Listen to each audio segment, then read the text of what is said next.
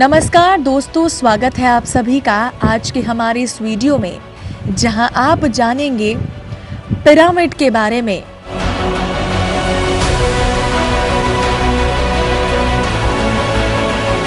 इस धरती पर कई अजूबे हैं और रहस्य भी। इनमें से ही एक है पिरामिडों का रहस्य। पिरामिडों का इतिहास करीबन 4500 से 5000 वर्ष पुराना है। ये कैसे बनाए गए होंगे और इनके भीतर क्या है, इसे लेकर कई तरह की कहानियां हैं, लेकिन ठोस तथ्य किसी के पास नहीं है।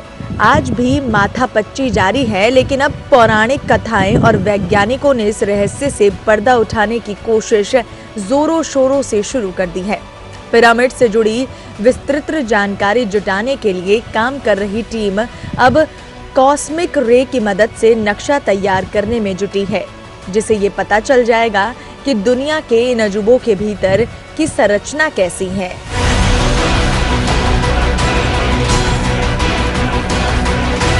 दुनिया के इन अजूबों के भीतर की संरचना कैसी है। इस टीम में जापान से लेकर मिस्र, ब्रिटेन और अमेरिका तक के वैज्ञानिक शामिल है।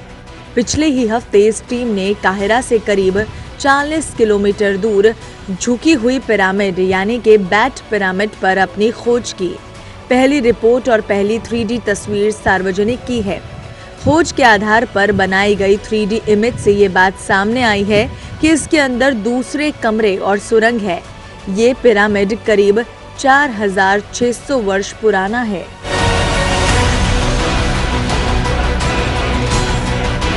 किसकी तकनीक का हो रहा है इस्तेमाल? इंफ्रारेड थर्मोग्राफी ये तकनीक किसी वस्तु से निकालने वाले इंफ्रारेड एनर्जी का पता लगाता है और उसके तापमान की रीडिंग करता है। फिर इसी आधार पर उस वस्तु का नक्शा तैयार होता है, जिससे ये अनुमान लगाया जाता है कि किसी बंद कमरे के भीतर कौन सी चीज रखी है। लेजर के जरिए 3D स्कैनिंग, इसके जरिए पूरे ढांचे की स्कैनिंग की जाती है। लेजर लाइट्स के परावर्तित होने के डेटा को जमा किया जाता है, फिर उन्हें एक साथ मिलाकर एक नक्शा तैयार किया जाता है। कॉस्मिक रे डिटेक्टर्स ये उन म्यूऑन्स को पकड़ता है जो उस समय बनते हैं जब कॉस्मिक रे हमारी धरती के वातावरण से टकराते हैं। म्यूऑन इतने छोटे होते हैं कि वो आराम से इंसानों और बंद इमारतों के भीतर जा सकते हैं। ऐसे ही चट्टानों या किसी सघन चीज के भीतर भी ये अपनी पहुंच बना सकते हैं। इस तकनीक के सहारे कोशिश होती है कि उन म्यूऑन की पहचान की जाए जो पिरामिड के अंदर मौजूद होंगे और फिर उनकी ऊर्जा मापी जा सके। इस आधार पर एक 3D इमेज तैयार की जा सकती है और अंदर छिपे कमरों के बारे में अनुमान लगाया जा सकता है।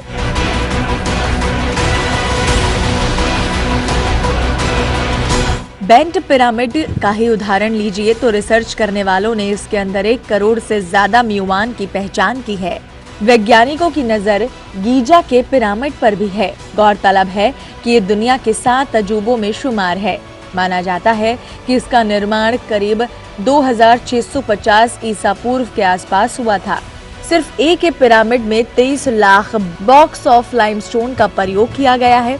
इन पत्थरों को एक स्थान से दूसरे स्थान पर ले जाने में कितना मुश्किल आई है, तब तो इनको इतने अच्छे आकार में ढालना कितना मुश्किल होगा।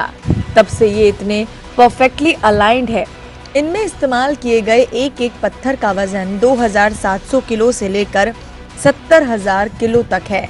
लेकिन आप ये जानकर हैरान हो जाएंगे कि आज के मॉडर्न क्रेन में भी हद से हद 20,000 किलो वजन उठा सकता है, और तब 70,000 वजन के पत्थर को उठाना तो नामुमकिन था, मगर उन्होंने ऐसा किया।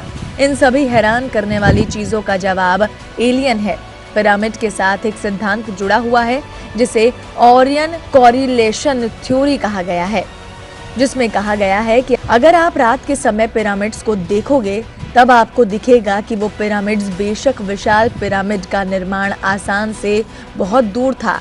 गीजा या सक्कारा पठार तक पत्थर के ब्लॉक पहुंचाने के लिए और बाद में किंग्स की घाटी में बड़ी संख्या में लोगों के विशाल प्रयास किए गए, जो फिरौन का नया नेक्रोपोलिस बन गया। वर्तमान में मिस्र में लगभग 100 पाए गए पिरामिड हैं, लेकिन खोज जारी है और उनकी संख्या लगातार बढ़ रही है। अलग अलग समय पर दुनिया के 7 अजूबों में से एक का मतलब अलग अलग पिरामिडों से था। किसी का मतलब मिस्र के सभी पिरामिड थे, किसी ने मेम्फिस के पास पिरामिड, किसी ने गीजा के 3 बड़े पिरामिड और अधिकांश आलोचकों ने केवल चेप्स के सबसे बड़ा पिरामिड को मान्यता दी।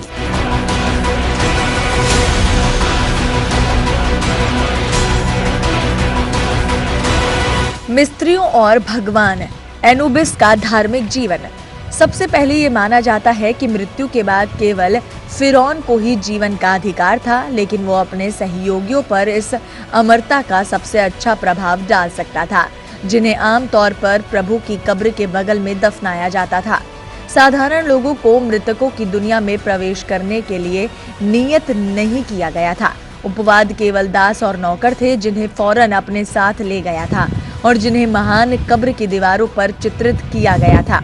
लेकिन मृतक की मृत्यु के बाद एक आरामदायक जीवन के लिए आवश्यक सब कुछ प्रदान करना आवश्यक था। भोजन, घर के बर्तन, नौकर, दास और बहुत कुछ औसत फिरौन के लिए आवश्यक। उन्होंने मानव शरीर को संरक्षित करने का भी प्रयास किया ताकि बाकी आत्मा बाद में उसके साथ फिर से जुड़ सके। इसीलिए शरीर के संरक्षण के मामलों में उत्सर्जन और जटिल पिरामिड कब्रों के निर्माण का जन्म हुआ।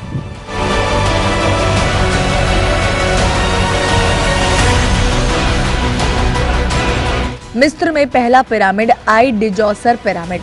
प्राचीन मिस्र में एक पूरे के रूप में पिरामिड के निर्माण के बारे में बोलते हुए ये इनके इतिहास की शुरुआत का उल्लेख करने योग्य है। मिस्र में पहला पिरामिड फिरौन जोसर की पहल पर लगभग 5 साल सहस्त्रवादी पहले बनाया गया था। ये इन्हें 5 सहस्त्रवादियों के दौरान है कि मिस्र में पिरामिडों की आयु का अनुमान है। डिजोसर पिरामिड के निर्माण का नेतृत्व प्रसिद्ध इम्पोहटे ने किया था, जो बाद की शताब्दियों में भी विस्थापित थे।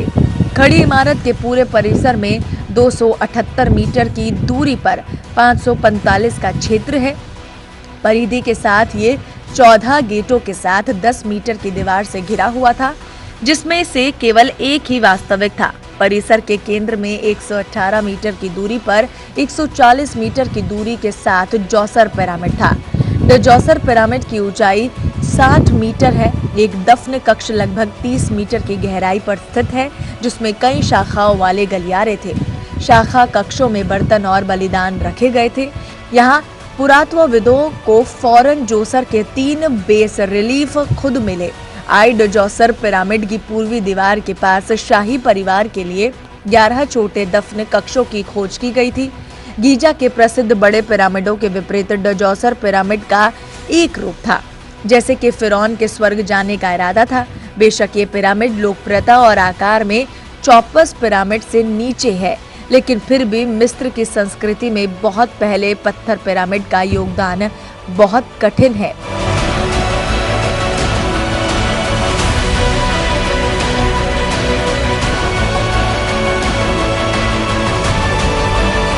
मिस्र में पिरामिड कैसे बनाए गए थे? पिरामिड बनाने की तकनीक हमारे समय में विवादास्पद है। प्राचीन मिस्र में कंक्रीट के आविष्कार से लेकर एलियंस द्वारा पिरामिड के निर्माण तक के संस्करण अलग अलग हैं, लेकिन फिर भी ये माना जाता है कि पिरामिड का निर्माण मनुष्य ने विशेष रूप से अपनी ताकत से किया था।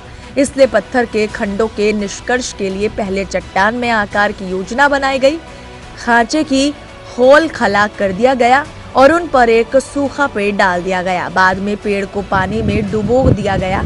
इसका विस्तार हुआ, चट्टान में एक दरार बन गई और ब्लॉक अलग हो गया। फिर इसे उपकरणों के साथ वांछित आकार में संसाधित किया गया और नदी के साथ निर्माण स्थल पर भेजा गया।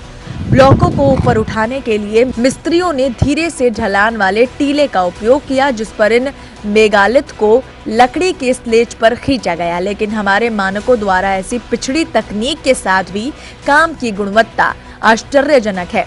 ब्लॉक न्यूनतम विसंगतियों के साथ एक साथ फिट बैठते हैं। आप मिथकों और किंवदंतियों, उनके लेबिरिथ और जाल मम्मियों और खजाने में कटा हुआ पिरामिडों के किनारे में लंबे समय तक बात कर सकते हैं, लेकिन इससे मिस्र के वैज्ञानिकों के पास छोड़ दें। हमारे लिए चेफ्स पिरामिड अपने अस्तित्व के सभी समय के लिए मानव जाति का सबसे बड़ा निर्माण है और निश्चित रूप से दुनिया का पहला वंडर जो सदियों की गहराई से हमारे दिनों में आया है।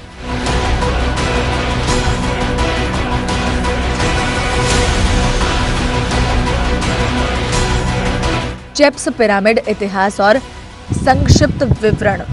लेकिन फिर भी मिस्र के 3 पिरामिड खेफ्रेन, मैकेरीन और मिस्र में सबसे बड़ा और सबसे ऊंचा पिरामिड है। पास में स्थित चेफ्स खूफू हमारे ग्रह की साधारण आबादी के लिए सबसे प्रसिद्ध है। फिरौन चेफ्स का पिरामिड गीजा शहर के पास बनाया गया था, जो वर्तमान में काहिरा का एक उपनगर है। जब चेफ्स पिरामिड का निर्माण किया गया तो निश्चित रूप से ये कहना असंभव है और अनुसंधान एक मजबूत विखराव देता है। उदाहरण के लिए मिस्र में इस पिरामिड के निर्माण की शुरुआत की तारीख आधिकारिक तौर पर मनाई जाती है 23 अगस्त 2480 ईसा पूर्व। चेफ्स पिरामिड की दुनिया के चमत्कार के निर्माण में लगभग 1 लाख लोग एक साथ शामिल हुए।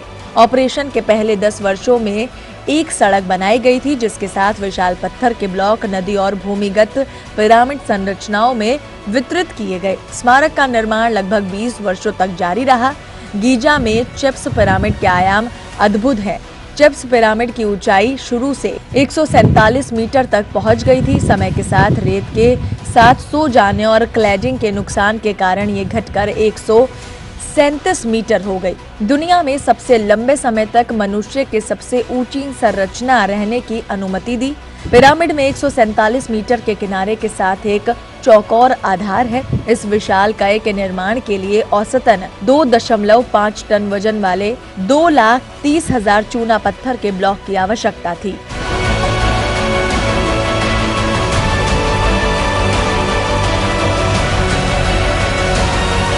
मिस्र के पिरामिडों पर आज भी शोध जारी है। हर बार यहाँ नए रहस्यों का पता चलता है। समय समय पर दुनिया भर के इंजीनियर और वैज्ञानिक पिरामिड और मम्मी से जुड़े रहस्यों को समझने के लिए शोध करते रहते हैं। इसी तरह के एक शोध में जर्मनी के बॉन विश्वविद्यालय में कुछ वैज्ञानिक एक 12 सेंटीमीटर लंबी बोतल के अंदर के राज जानना चाह रहे हैं, जो इथोपिया के एक पिरामिड से मिली है। यह खूबसूरत छोटी सी बोतल धातु की नहीं है, मिट्टी और संगमरमर की बनी हुई है। बोतल करीब 3,500 साल पुरानी बताई जा रही है, जिसमें सूखा चूका इत्र है। वैज्ञानिक ने इस बोतल का सीटी स्कैन किया और पता चला कि इत्र सूख चुका है। खोजबीन करने वालों के मुताबिक इस इत्र का इस्तेमाल मिस्र की तत्कालीन राजकुमारी फाराओ हेटशेपसूट करती थी। हेटशेपसूट ने तब के मिस्र पर 25 साल तक राज किया। बहरहाल वैज्ञानिक चाहते हैं कि इस इत्र की हूबहू नकल तैयार की जाए। हालांकि मिस्र के विश्व प्रसिद्ध गीजा के पिरामिड के अंदर क्या है ये जानना अभी भी बाकी है और इसमें समय भी लगेगा।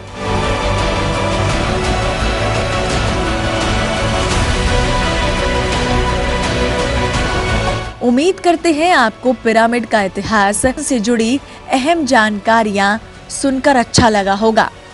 इतिहास की अहम जानकारियों को जानने के लिए आपके अपने चैनल को सब्सक्राइब करें, ताकि हर वीडियो अपलोड होते ही आपको नोटिफिकेशन उसका मिल सके।